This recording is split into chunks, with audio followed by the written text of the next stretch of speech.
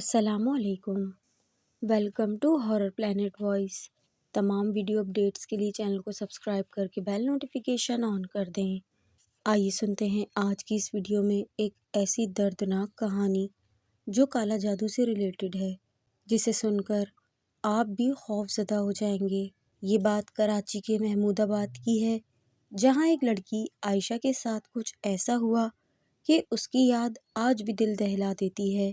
یہ کہانی صرف ڈراؤنی نہیں بلکہ ایک گہرا سبق بھی دیتی ہے جو زندگی بھر یاد رہتا ہے۔ تو کان کھول کر سنیں، کیونکہ یہ رات کی تاریکی میں چھپے اسرار کی داستان ہے، جہاں کالے جادو کا سایہ ایک معصوم جان پر پڑا اور سب کچھ تباہ کر گیا۔ عائشہ ایک متوسط گھرانے کی لڑکی تھی، جس کی آنکھوں میں خوابوں کی چمک تھی۔ وہ محمود آباد میں رہتی تھی۔ اس کے والد رشید صاحب ایک سرکاری ملازم تھے جو صبح سے شام تک محنت کرتے۔ اس کی والدہ شازیہ بیگم گھریلو خاتون تھیں جو اپنی بیٹی کی ہر خواہش پوری کرنے کے لیے دن رات ایک کر دیتیں۔ عائشہ بچپن سے پڑھائی میں غیر معمولی تھی۔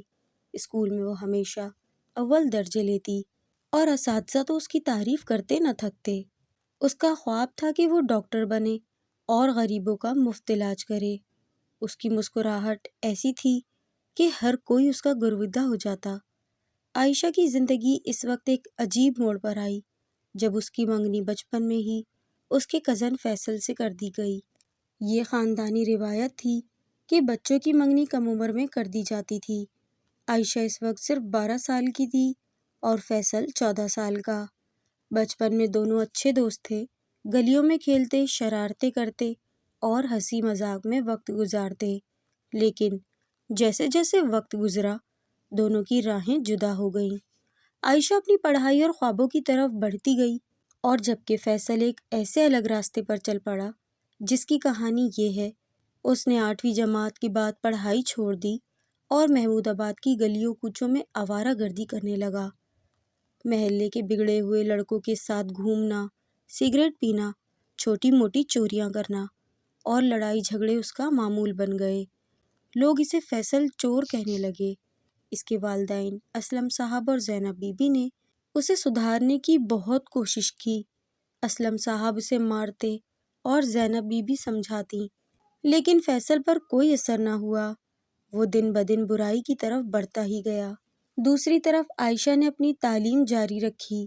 اس نے میٹرک میں اسکول میں سب سے زیادہ نمبر لیے، پھر کالج میں داخلہ لیا اور اپنے خوابوں کی طرف بڑھنے لگی۔ وہ نہ صرف ذہین تھی بلکہ خوبصورت بھی بہت تھی۔ اس کی سادگی اور خلوص ہر کسی کو متاثر کرتا تھا، لیکن فیصل کی خراب عادتوں کی وجہ سے عائشہ کے والدین نے فیصل کے گھر والوں سے کہا کہ وہ یہ رشتہ نہیں چاہتے۔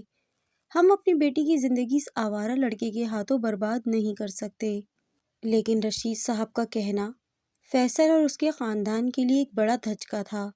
زینب بی بی نے عائشہ کے گھر جا کر منتیں کی، لیکن عائشہ کے والدین اپنے فیصلے پر اٹل رہے۔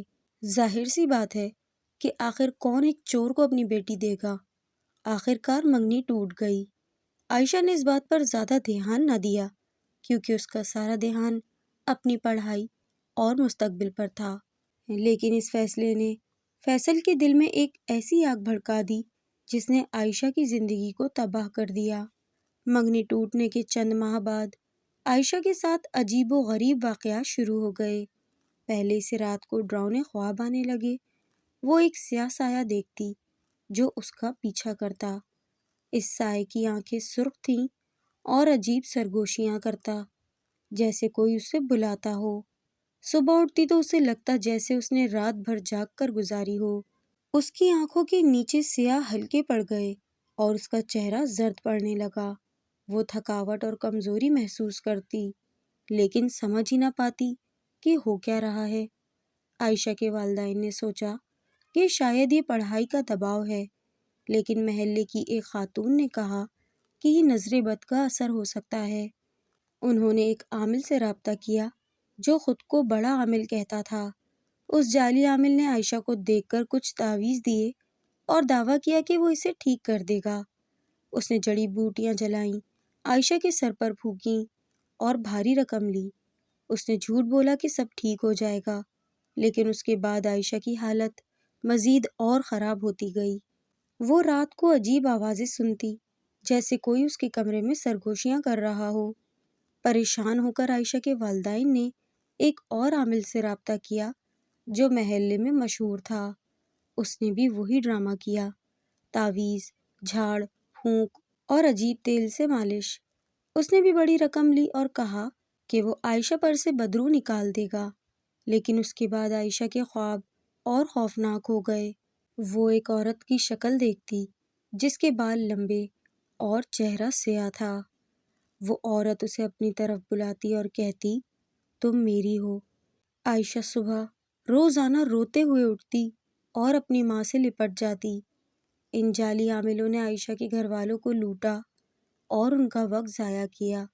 آخرکار شازیہ بیگم کی ایک سہیلی نے ایک سچے عامل کا نام بتایا جو محمود آباد سے کچھ دور رہتا تھا، لیکن اس وقت تک عائشہ کی حالت بہت خراب ہو چکی تھی۔ ایک رات وہ اپنے کمرے میں اکیلی تھی جب اس نے چیخ سنی۔ وہ ڈر کر اٹھی اور کھڑکی کی طرف بھاگی۔ کھڑکی کے باہر ایک عجیب شکل نظر آئی جو اسے گھور رہی تھی۔ وہ شکل انسانی تو نہ تھی، اس کے دانت لمبے اور نوکیلے تھے اور اس کی آنکھیں سرخ چمک رہی تھیں۔ عائشہ چیخ پڑی اور جب اس کے والدین کمرے میں آئے تو کھڑکی کے باہر کچھ نہ تھا، لیکن کھڑکی کے شیشوں پر پنجوں کے نشانات تھے، جیسے کسی نے شیشوں کو کھرچا ہو۔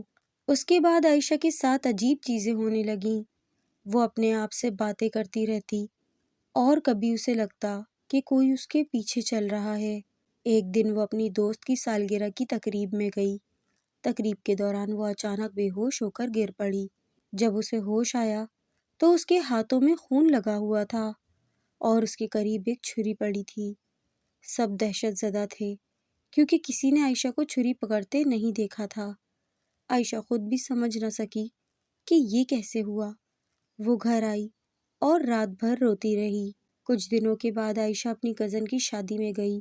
وہ خوش تھی کیونکہ اسے شادیوں کا شوق تھا، لیکن شادی کے دوران وہ اچانک دلہن کے پاس گئی اور اسے زور زور سے تھپڑ مارنے لگی۔ اس کے ہاتھ کانپ رہے تھے اور اس کی آنکھیں خالی تھیں، جیسے وہ کوئی اور ہو۔ جب اسے ہوش آیا تو وہ رونے لگی اور کہتی رہی، مجھے نہیں پتا میں نے یہ کیوں کیا ہے۔ اس واقعے سے خاندان والے بہت پریشان ہوئے۔ لوگ عائشہ کو عجیب نظروں سے دیکھنے لگے اور کچھ نے کہا کہ اس پر بدرو سوار ہے تو کچھ نے کہا کہ یہ پاگل ہو گئی ہے۔ ایک اور خوفناک واقعہ اس کی زندگی میں اس وقت پیش آیا جب عائشہ اپنی خالہ کے گھر ایک چھوٹی سی دعوت میں گئی۔ بات چیت کے دوران وہ اچانک اٹھ کھڑی ہوئی اور عجیب سی آواز میں ہنسنے لگی، جیسے کوئی بوڑھا آدمی ہنس رہا ہو۔ اس کی آنکھیں سفید ہو گئیں اور اس کے منہ سے گندی بو آ رہی تھی۔ اس نے اپنی خالہ کو دھکا دیا اور دروازے کی طرف بھاگی۔ جب اسے روکا گیا تو اس نے عجیب سی زبان میں بولنا شروع کیا جو کسی کو کچھ سمجھ نہ آ رہی تھی۔ اسے گھر لایا گیا، لیکن اس واقعے نے سب کو ہلا کر رکھ دیا۔ ایک رات عائشہ کا چھوٹا بھائی علی جاگا تو اس نے عائشہ کو اپنے بستر کے پاس کھڑا پایا۔ وہ اسے خالی نظروں سے گھور رہی تھی اور اس کے ہاتھ میں باورچی خانے کی چھری تھی۔ علی چیخ پڑا اور پورا گھر جاگ اٹھا۔ جب عائشہ سے پوچھا گیا تو اس نے کہا کہ اسے کچھ یاد نہیں کہ وہ اپنے کمرے سے کیسے نکلی۔ گھر والوں نے اس کے کمرے کی کھڑکیوں کو لکڑی کے تختوں سے بند کر دیا اور رات بھر قرآن پاک کی تلاوت چلتی رہی۔ آخرکار عائشہ کے والدین اسے اس سچے عامل کے پاس لے گئے۔ عامل نے عائشہ کو دیکھتے ہی کہا، اس لڑکی پر خطرناک کالا جادو کیا گیا ہے۔ یہ کوئی عام جادو نہیں بلکہ بدلے کے لیے کیا گیا ہے۔ اس نے جعلی عاملوں کی دھوکہ دہی پر افسوس کیا اور کہا کہ ان کے جھوٹے عمل نے جادو کو مضبوط کر دیا ہے۔ اس نے تعویذ دیے، عائشہ کے کمرے میں آیات پڑھ کر رکھنے کو کہا اور ایک خاص دھاگا اس کے گلے میں باندھ دیا، لیکن اس نے خبردار کیا کہ جادو بہت گہرا ہے اور اسے توڑنا بہت مشکل ہوگا۔ عامل کی بات سن کر عائشہ کے والدین کو شک ہوا کہ یہ فیصل یا اس کے خاندان کی کارستانی ہے۔ انہوں نے فیصل کے گھر جا کر بات کی، لیکن زینب بی بی نے تو انکار کر دیا۔ وہ کہنے لگی کہ ہمارا بیٹا اتنا نیچ نہیں ہے، لیکن رشید صاحب کو یقین تھا کہ فیصل اس کے پیچھے ہے۔ انہوں نے فیصل سے بات کرنے کی کوشش کی، لیکن فیصل نے ملنے سے انکار کر دیا۔ وقت گزرتا گیا اور عائشہ کی حالت بدتر ہوتی گئی۔ ایک شام وہ پڑوس میں ایک چھوٹی سی تقریب میں گئی۔ بات چیت کے دوران وہ اچانک ساکت ہو گئی۔ اس کی آنکھیں پیچھے کی طرف مڑ گئیں اور وہ عجیب سی زبان میں بولنے لگی جو کوئی سمجھ نہیں پا رہا تھا۔ کمرے میں سناٹا چھا گیا۔ پھر اس نے میز پر سے ایک گلاس اٹھایا اور اسے زور سے زمین پر پٹک دیا۔ اس کی ہنسی گونج اٹھی، ایسی ہنسی جو انسان کی نہیں تھی۔ جب اس کے والدین اسے گھر لے کر آئے تو اس کے بازوؤں پر گہرے نوچنے کے نشانات تھے، جیسے کسی نے اسے پنجوں سے کھرچا ہو۔ ایک رات گھر والوں نے عائشہ کے کمرے سے عجیب سی آوازیں سنی۔ وہ جب کمرے میں گئے تو دیکھا کہ عائشہ دیوار سے اپنا سر ٹکرا رہی ہے۔ اس کا چہرہ خون آلود تھا اور وہ عجیب سی آواز میں ہنس رہی تھی۔ شازیہ بیگم چیخ پڑی اور رشید صاحب نے اسے پکڑ کر بستر پر لٹایا، لیکن عائشہ کی طاقت اتنی زیادہ تھی کہ اسے سنبھالنا مشکل ہو گیا۔ اس کے ہاتھوں پر عجیب سے نشانات تھے، جیسے کسی نے اسے نوچا ہوا ہو۔ اس رات کے بعد عائشہ کو ہسپتال لے جایا گیا۔ ڈاکٹرز نے کہا کہ شاید اسے کوئی دماغی بیماری ہو سکتی ہے، لیکن گھر والوں کو یقین تھا کہ یہ کالا جادو ہے۔ ہسپتال میں ڈاکٹرز نے کئی ٹیسٹ کیے، لیکن کچھ واضح نہ ہوا۔ انہوں نے دوائیں دیں اور ماہر نفسیات سے رابطہ کرنے کو کہا، لیکن عائشہ کے والدین اسے دوبارہ اسی عامل کے پاس لے گئے۔ اس بار عامل نے سخت عمل کیا۔ اس نے آیات پڑھیں، عائشہ کے جسم پر مقدس پانی چھڑکا اور اس کے گلے میں ایک خاص تعویذ باندھا۔ عمل کے دوران عائشہ چیخنے لگی جیسے اسے کوئی جلا رہا ہو۔ اس کا جسم کانپ رہا تھا اور اس کی آواز بدل گئی تھی، جیسے کوئی اور اس کے اندر سے بول رہا ہو۔ عامل نے کہا کہ جادو اس کے جسم میں بہت گہرائی تک سمایا ہے اور اسے توڑنے کے لیے بہت صبر اور ایمان کی ضرورت ہے۔ کچھ دنوں تک تو عائشہ کی حالت بہتر ہوتی دکھائی دی۔ وہ کھانا کھانے لگی اور ڈراؤنے خواب بھی کم ہو گئے۔ اس کے والدین کو امید بننے لگی کہ شاید سب ٹھیک ہو جائے گا، لیکن یہ سکون عارضی تھا۔ ایک رات عائشہ کے کمرے سے عجیب سی آواز آئی، جیسے کوئی شیشہ ٹوٹا ہوا ہو۔ گھر والوں نے دیکھا تو عائشہ اپنے بستر پر نہیں تھی۔ وہ اسے ڈھونڈتے ہوئے گھر کی چھت پر پہنچے جہاں وہ کھڑی ہوئی تھی۔ اس کی آنکھیں خالی تھیں اور وہ عجیب سی آواز نکال رہی تھی۔ جیسے ہی اسے نیچے لایا گیا تو اس کے جسم پر عجیب سے نشانات تھے، جیسے کسی شے نے اس کے ہاتھوں پر کاٹ رکھا ہو۔ عامل کو دوبارہ بلایا گیا اور اس بار وہ ایک بزرگ عالم کو بھی ساتھ لائے۔ عالم صاحب نے عائشہ کو دیکھا اور کہا کہ یہ جادو کسی گہری دشمنی کی وجہ سے کیا گیا ہے۔ انہوں نے جادو کی اصل وجہ جاننے کے لیے ایک خاص عمل کیا، جس میں جڑی بوٹیاں جلائی گئیں اور آیات پڑھی گئیں۔ عمل کے دوران عائشہ بے ہوش سی ہو گئی اور مردانہ آواز میں بولنے لگی۔ وہ آواز اس کے خاندان کو گالیاں دے رہی تھی اور ان کی کوششوں کا مذاق اڑا رہی تھی۔ اس آواز نے فیصل کا نام لیا اور اسے دھوکے باز کہا۔ عالم صاحب نے کہا کہ جادو فیصل کے خاندان سے جڑا ہے اور شاید کوئی قریبی رشتہ دار اس کے پیچھے ہے۔ یہ سن کر عائشہ کے والدین نے فیصل کے گھر جا کر دوبارہ بات کی۔ اس بار زینب بی بی ٹوٹ گئیں اور رونے لگیں۔ انہوں نے اعتراف کیا کہ منگنی ٹوٹنے کے بعد انہوں نے ہی غصے میں ایک جادوگر سے رابطہ کیا تھا۔ ان کا کہنا تھا کہ وہ صرف عائشہ کو تھوڑا بہت نقصان پہنچانا چاہتی تھیں، اسے تباہ نہیں کرنا چاہتی تھیں۔ انہوں نے معافی مانگی، لیکن عائشہ کے والدین غصے میں تھے۔ انہوں نے کہا کہ اگر عائشہ کو کچھ ہوا تو وہ زینب بی بی کو کبھی معاف نہیں کریں گے۔ جادو توڑنے کی تمام کوششوں کے باوجود عائشہ کی حالت بگڑتی گئی۔ وہ کھانا بالکل چھوڑ چکی تھی اور اس کا جسم کمزور ہو گیا تھا۔ اس کی آنکھیں جو کبھی چمکتی تھیں اب خالی اور بے جان تھیں۔ اس کی جلد موت کی طرح زرد پڑ گئی تھی۔ ایک رات شدید طوفان آیا۔ گھر والوں نے عائشہ کے کمرے سے اسی رات ایک زور کی آواز سنی۔ جب وہ کمرے میں پہنچے تو دیکھا کہ بند کھڑکی کا تختہ ٹوٹ چکا تھا اور عائشہ بارش میں بھیگ کر کمرے کے بیچ میں کھڑی تھی۔ اس کے ہونٹ ہل رہے تھے لیکن کوئی آواز نہیں نکل رہی تھی۔ اچانک وہ گر پڑی اور اس کے منہ سے خون بہنے لگا۔ گھر والوں نے اسے ہسپتال لے جانے کی کوشش کی لیکن وہ راستے میں ہی دم توڑ گئی۔ عائشہ کی موت نے پورے محمود آباد کو سوگ میں ڈبو دیا۔ اس کی موت ایک معمہ بن گئی۔ کچھ لوگوں نے کہا کہ یہ جادو کی وجہ سے ہوا ہے تو کچھ نے کہا کہ اس نے خودکشی کی، لیکن حقیقت کیا تھی یہ کوئی نہیں جانتا۔ عائشہ کے جنازے میں پورا محلہ امڑ آیا۔ اس کی ماں رات دن روتی رہی اور اس کے والد خاموشی سے اپنی بیٹی کی یادوں میں کھو گئے۔ عائشہ کی موت کے چند ماہ بعد فیصل ایک چوری کے دوران پکڑا گیا۔ اسے پولیس نے گرفتار کر لیا اور جیل میں اس کی حالت اتنی خراب ہوئی کہ وہ شدید بیمار پڑ گیا۔ محلے میں افواہیں پھیل گئیں کہ عائشہ کی روح فیصل کو سزا دے رہی ہے۔ زینب بی بی جو اپنے کیے پر پچھتا رہی تھیں، گھر سے باہر نہ نکلتیں۔ انہوں نے بعد میں سب کے سامنے اعتراف کیا کہ انہوں نے جادوگر سے عائشہ پر جادو کروایا تھا، لیکن اب وہ اس گناہ کے بوجھ تلے دب گئی تھیں۔